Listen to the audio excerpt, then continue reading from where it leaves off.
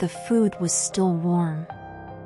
I could see the steam rising from the tray of fries, curling up toward the fluorescent lights that hummed above the food court like a swarm of mechanical insects. My hand hovered over the paper boat, fingers trembling, breath fogging in the suddenly cold air. Someone had been eating here. Recently. Maybe seconds ago. But the Westfield Mall had been closed for 6 years. I turned slowly, the beam of my flashlight cutting through the darkness of the empty corridors beyond the food court. The light didn't penetrate far, just enough to show me the skeletal outlines of abandoned kiosks and the dark mouths of shuttered stores. And there, on the polished marble floor that stretched between the orange Julius stand and where I stood, wet footprints, leading directly toward me. My name is Sarah Volk, and I've been doing urban exploration for 3 years. Abandoned hospitals, derelict factories, forgotten subway stations, I've seen them all through the lens of my camera. I run a YouTube channel called Forgotten Spaces, and before that night, I thought I'd experienced every flavor of unease that empty buildings could offer. I was wrong. The Westfield Mall in Mississauga had been on my list since it closed in 2019. What started as temporary closure for renovations became permanent when the parent company went bankrupt. The place just stopped. Froze in time. My research showed that security had been scaled back to practically nothing, just one guy doing occasional perimeter checks. I chose a Tuesday night in February. Cold enough that any security would stay in their car, dark enough at 11 p.m. that my entry would go unnoticed. The chain link fence around the loading dock came apart easily with my bolt cutters. I slipped through, camera already rolling on my chest mount, flashlight in hand. The back entrance had been pried open before, probably by scrappers looking for copper wire. The door groaned as I pulled it wider, and I stepped into absolute darkness. "Okay," I whispered to my camera, my voice sounding small and strange. "We're in." The smell hit me first. Not decay, not mold, but something else. A sterile, recycled air quality, like the building's ventilation had been running on a loop for years with nowhere for the air to go. It smelled like a sealed tomb. Like breathing in time itself. My flashlight beam revealed a service corridor, concrete walls marked with faded directional arrows. Mall level 2 pointed left. I followed it, my footsteps echoing in a way that made each step sound like 2 mine, and someone else's half a second behind. I told myself it was just the acoustics. The service door opened into the main concourse, and I stopped breathing. It was exactly as I'd seen in photos from 2019. The same luxury brand stores with their windows still intact, mannequins posed mid-gesture behind the glass.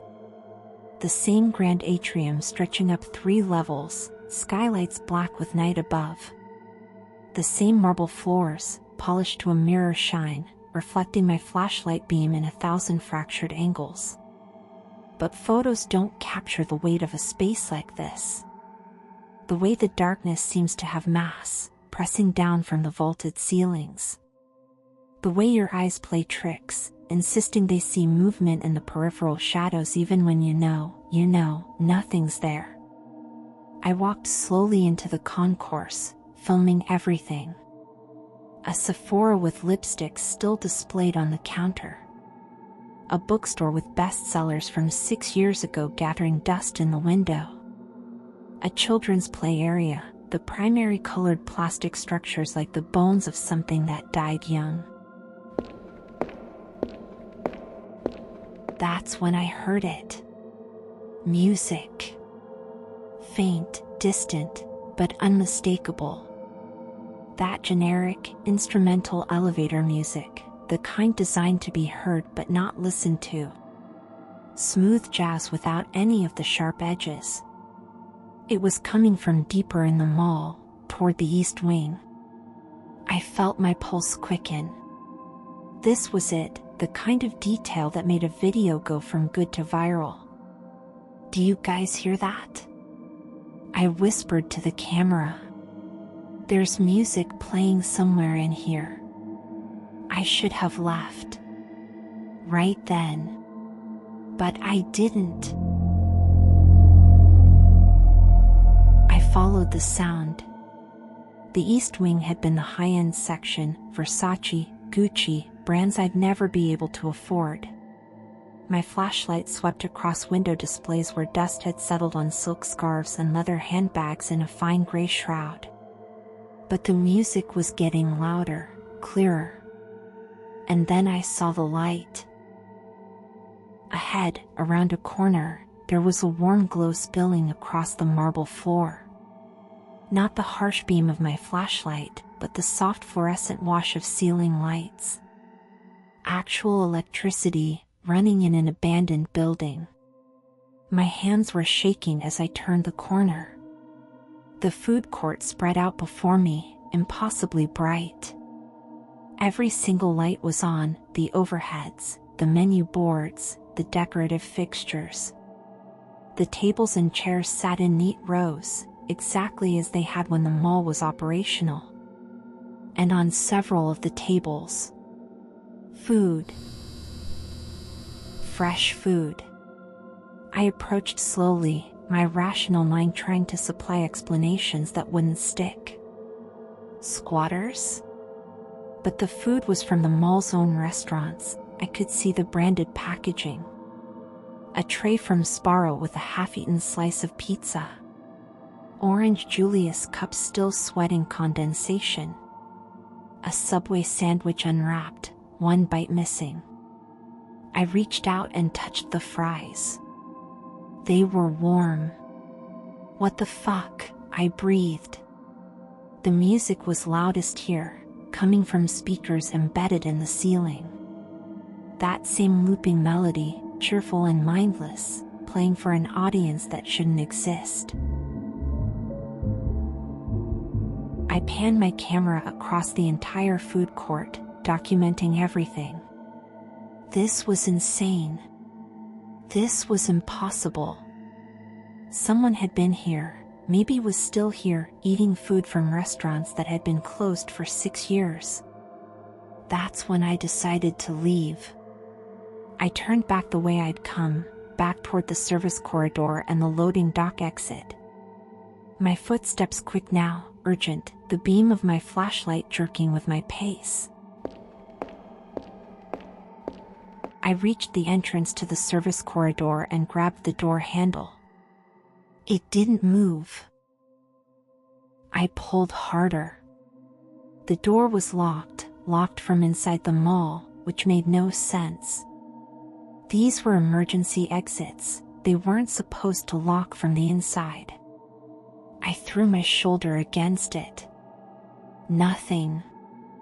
Okay, I muttered, forcing my breathing to slow. There are other exits.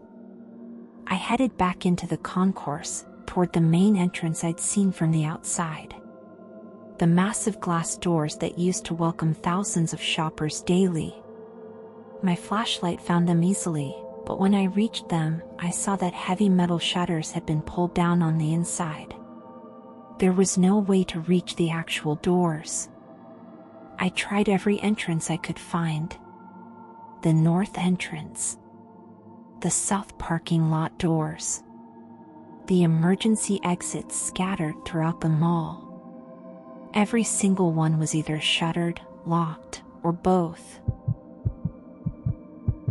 I was trapped. Okay, Sarah, think, I told myself, my voice too loud in the empty space. There has to be a way out. You got in, you can get out. That's when I heard the sound behind me. I spun around, flashlight up. Nothing. Just the empty concourse stretching away, storefronts dark and still. I lowered the light, sweeping it across the floor. And that's when I saw them. Footprints. Wet footprints on the marble floor, the water reflecting my flashlight in dark pools. They started about 20 feet away from me and led in a straight line toward where I stood. As if someone had walked directly behind me, following me, while I'd been trying the doors. But there was no one there. I backed away, my heart slamming against my ribs. The footprints were bare feet, human-sized, leaving puddles that slowly expanded on the polished stone. I followed their trail backward with my light, watching them emerge from the direction of the food court. "Hello?" My voice cracked. "Is someone there?" The mall swallowed my words. And in the silence that followed, I heard something that made my blood freeze. Breathing. Not my own. This was deeper, slower, coming from somewhere in the darkness beyond my light. Wet and labored, like someone who'd been running. Or drowning. I ran. I didn't think, didn't plan, just bolted back through the concourse. My flashlight beam jerked wildly, catching glimpses of stores flashing past, mannequin faces turned toward me with empty eyes. Behind me, I swear behind me, I could hear other footsteps. Slapping wetly against the marble. Keeping pace. I ducked into a Macy's, weaving between clothing racks and display tables. My breathing was ragged, too loud. I crouched behind a checkout counter and killed my flashlight, plunging myself into absolute darkness. I waited, hand clamped over my mouth to muffle my breathing. Seconds crawled past. I couldn't hear the footsteps anymore, couldn't hear anything except the blood rushing in my ears and that fucking elevator music still playing somewhere in the distance. Then, from the entrance to the Macy's, I heard it.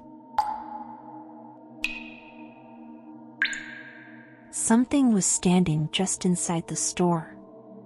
I could hear water hitting the floor in a steady rhythm. And then, movement.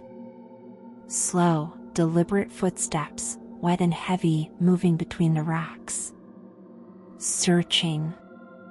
I pressed myself flatter against the counter, every muscle locked. The footsteps came closer. I could smell it now, chlorine and rot, like water that had been sitting stagnant for years in a sealed pool. The footsteps stopped. Right on the other side of the counter. I could hear breathing again. Right above me. And then, oh God, I felt water dripping on my shoulder. Cold droplets running down my jacket. I broke. I lunged to my feet and ran, flashlight on, no longer caring about stealth. Behind me I heard a sound that wasn't quite human, a wet, gurgling shriek that echoed through the entire store. I didn't look back. I burst out of the Macy's and sprinted for the escalators. If I could get to another level, maybe I could find an exit I'd missed. I took the frozen escalator steps 2 at a time, my boots slipping on the metal. Level 3. The top floor. Smaller stores up here, more specialized. I ran past a Gap, a Foot Locker, my flashlight beam swinging wildly. And then I saw them. People. Standing in the middle of the concourse. 4 of them, perfectly still, facing away from me. They were soaking wet, water pooling around their feet, their clothes plastered to their bodies. Their hair hung in dark, dripping tangles. I skidded to a stop, my flashlight trained on them. None of them moved. "Hello?" I tried, my voice barely a whisper. Slowly, so slowly, they began to turn. Their faces were wrong. Pale and bloated, lips blue, eyes milky white like they'd been underwater for days. Their mouths hung open, and when they moved, water spilled out, running down their chins in dark streams. They started walking toward me. I backed away, shaking my head. No! No! No! More of them emerged from the stores. From the darkness. All of them dripping, all of them with those dead, white eyes. They moved in perfect synchronization, their wet footsteps creating a horrible chorus of slapping sounds against the marble. I turned and ran back to the escalators, but they were coming from below too. Rising up the frozen steps in a slow, inevitable tide. I was surrounded. There was only one place left to go.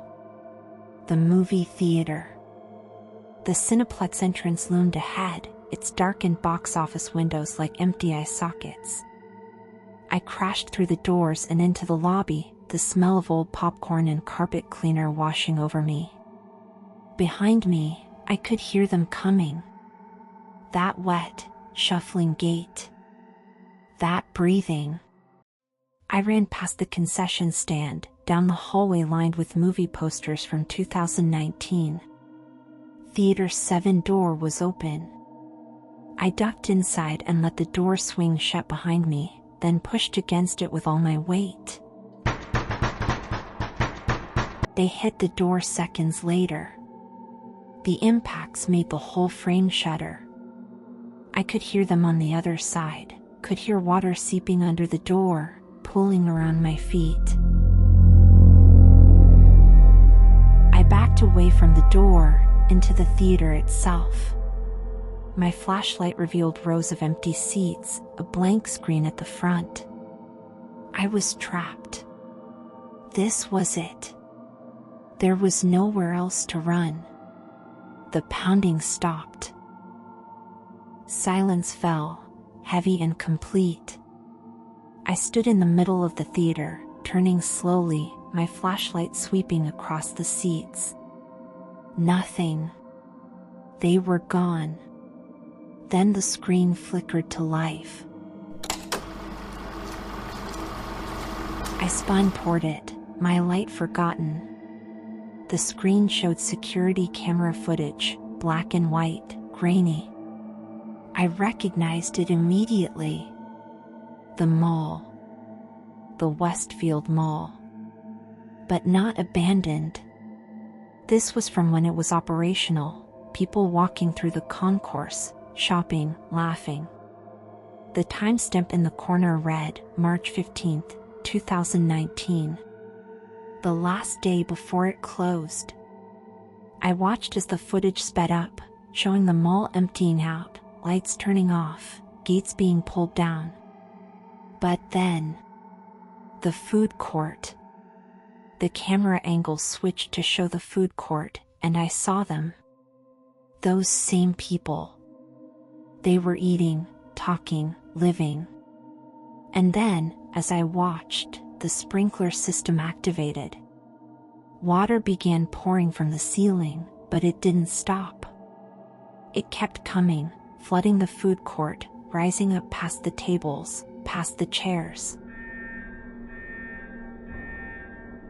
The people didn't run. They couldn't. The exits were locked. I could see them pounding on the doors, their mouths open in silent screams as the water rose higher, higher, swallowing them completely. The screen went black. And I understood. There had been an accident. A malfunction. The fire suppression system had flooded the food court, and someone, security, management, someone, had locked the doors from the outside, trapping the people inside. They drowned in 20 feet of water while the rest of the world thought the mall was just closed for renovations. The people I'd seen weren't trying to hurt me. They were trying to tell me. Behind me, I heard the theater door open. I turned. They stood there, water still streaming from their clothes, but they weren't advancing anymore. They just stood, watching me.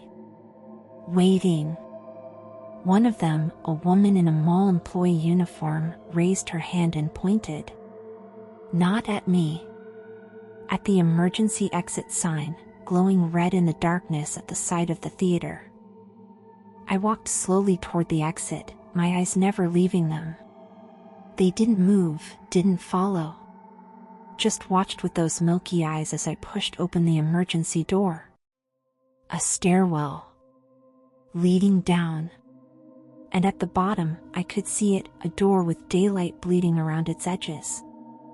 I ran down those stairs, my legs shaking, my whole body trembling with adrenaline and terror and something else I couldn't name. I hit the exit bar and the door swung open and I was outside, in the parking lot, in the cold February air, under the gray light of dawn. I collapsed on the asphalt, gasping, crying, my camera still running on my chest. Behind me, the door swung shut with a final, decisive click. I reported what I saw.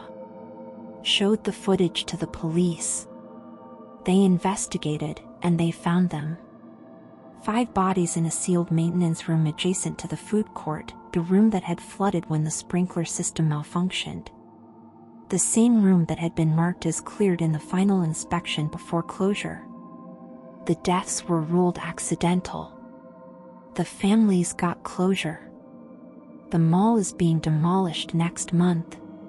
But sometimes, late at night, I still hear that elevator music. That cheerful, mindless melody looping forever in an empty space. And I wonder if they're still there, in that frozen moment, eating their last meal in a food court that will never close. Waiting for someone to finally listen.